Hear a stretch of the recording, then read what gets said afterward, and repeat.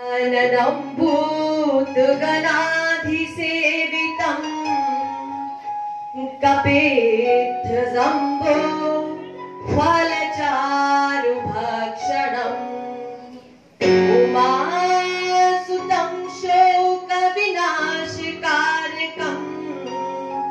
नमामि विघ्नेश्वरपादपङ्कजम् विघ्नहरण मंगलकरण लंबोदर गणराज रिद्धि सिद्धि सहित पधारजो पूरन करजो काज। या देवी सर्वभूतेषु ज्योतिरूपेण संस्थिता नमस्तस्यै नमस्तस्यै नमस्तस्यै नमो नमः।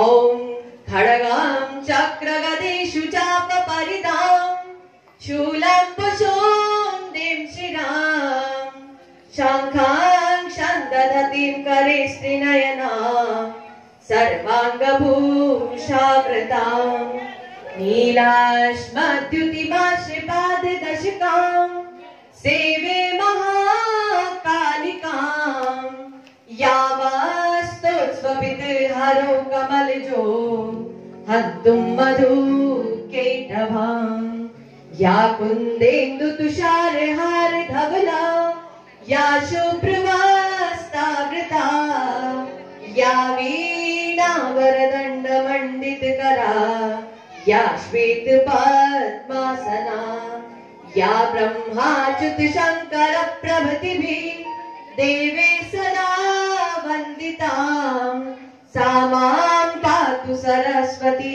भगवती निःशेषजाड्यापहा। भूरि जगज्जननी जगदम्बे अम्बे शारदे मात की जय।